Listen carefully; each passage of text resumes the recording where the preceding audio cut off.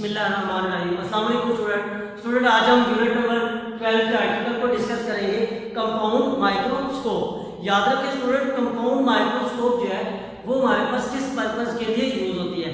Compound microscope के through जो है वो स्मॉल पार्टिकल्स को, स्मॉल ऑब्जेक्ट को जो है वो आसानी के साथ देख सकते हैं।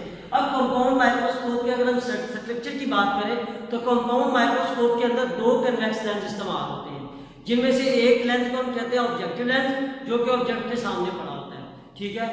दूसरे लेंस को हम कहते हैं आईपीस लेंस। आईपीस लेंस के थ्रू जो है वो हम किसी भी ऑब्जेक्ट की जो है वो इमेज को आसानी के साथ देख सकते हैं। तो सबसे पहले देखें, हमने यहाँ पे ये ऑब्जेक्टिव लेंस ले लिया। याद रखें स्टूडेंट, ऑब्जेक्टिव लेंस की जो फोकल लेंथ है वो लेस देन 1 सेंटीमीटर होनी चाहिए, और जो आईपीस लेंस है इसकी फोकल लेंथ है वो फ्यू सेंटीमीटर होनी चाहिए, मतलब 1 सेंटीमीटर या 2 सेंटीमीटर होनी चाहिए। अब हम यहाँ पे देखें आप कि हमने यहाँ पे एक ऑब्जेक्टिव जो है वो लेंस रख दी है, इसी के कुछ डिस्टेंस के ऊपर, एल डिस्टेंस के ऊपर हमने एक आईपीस लेंस रख दी। अब इस ऑब्जेक्टिव लेंस के सामने हमने यहाँ पे मींस के फोकस पॉइंट से बियॉन्ड पीछे हमने एक ऑब्जेक्ट रखा है। ये क्या हमारे पास पी पॉइंट पे ऑब्जेक्ट है। अब हमें स्टूडेंट इस ऑब्जेक्ट की इमेज को देखना है इस आईपीस लेंस के थ्रू।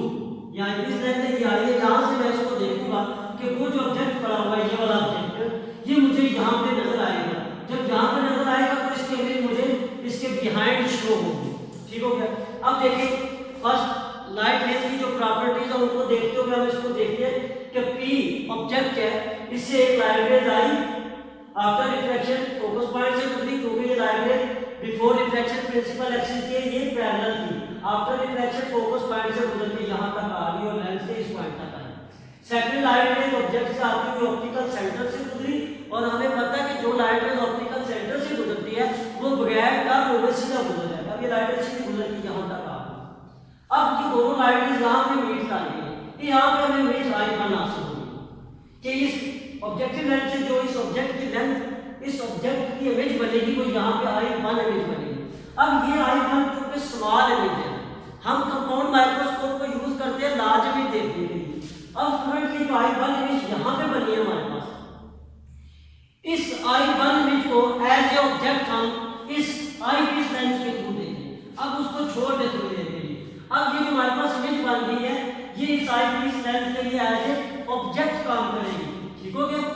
ये जो इमेज बनी है ये इस आईपीस लेंस के लिए एज ऑब्जेक्ट काम करेगी। अब मैं इस इमेज को देखूंगा, तो यहां से जब इस इमेज को देखूंगा तो इस इमेज से, अब इसमें भी सभी लाइट रेज की प्रॉपर्टी की हम बात करते हैं।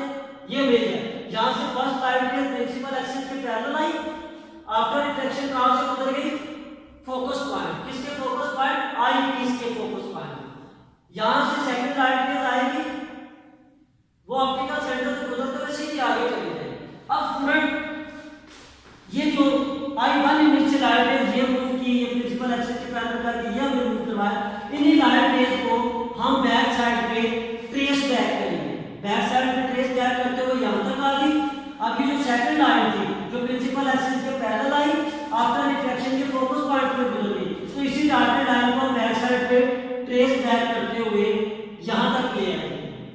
फिर ये वाली जो पहले लाइट रेज आ रही थी इनको यहां तक हमने लेके गया, आफ्टर रिफ्लेक्शन ये यहां तक चली गई। मींस कि हमारी आईज के अंदर इनकी लाइट है, इनको भी बैक साइड पे आप ट्रेस बैक करें, इस लाइट को भी बैक साइड पे आप लोग ट्रेस बैक करते जाएं, तो यहां पे सारी लाइटें आके मीट कर जाएंगी, तो फाइनल इमेज हमें यहां पे नजर आएगी। इस इमेज को हम कहेंगे I2 इमेज, और ये पॉइंट के ऊपर हमें नजर आ रही है।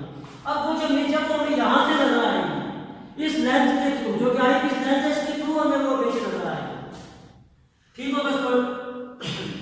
अब देखिए ये ऑब्जेक्ट बहुत छोटा था, इस ऑब्जेक्ट के लिए देखिए इतनी बड़ी हमें नजर आई, इस लेंस के थ्रू इस ऑब्जेक्ट के लिए ये बनी।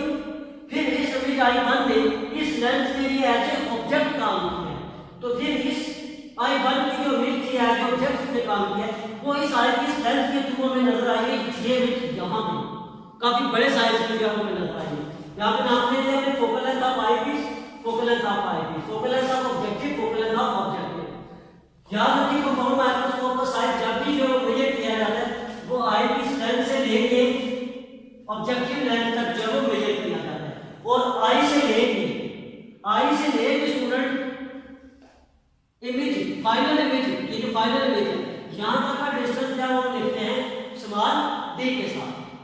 और ये फोकल लेंथ क्या होती है, ऑप्टिकल सेंटर से लेके focal length of eyepiece तक का जो डिस्टेंस होता है इसको हम कहते हैं focal length of eyepiece. और focus point of objective lens से लेके ऑप्टिकल सेंटर तक का जो डिस्टेंस होता है उसको हम कहते हैं focal length of objective lens. अब हम इसके कुछ फीचर्स की जानब चलते हैं कंपाउंड माइक्रोस्कोप में।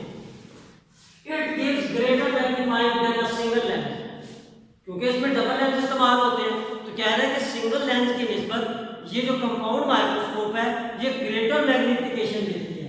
The object length has a short focal length।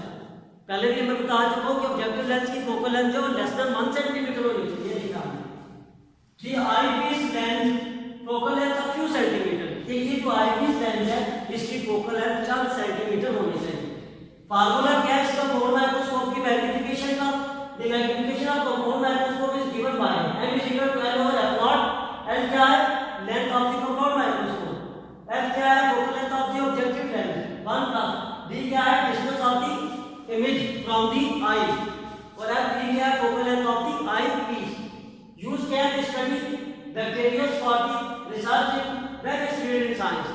कि कंपाउंड माइक्रोस्कोप को हम बैक्टीरिया को देखने के लिए और साइंस की फील्ड के अंदर रिसर्च करने के लिए हम कंपाउंड माइक्रोस्कोप को जो है हम इस्तेमाल करते हैं। स्टूडेंट याद रहे ये जो कंपाउंड माइक्रोस्कोप की मैंने डायग्राम बनाई है ये इसको हम कहते हैं रे डायग्राम।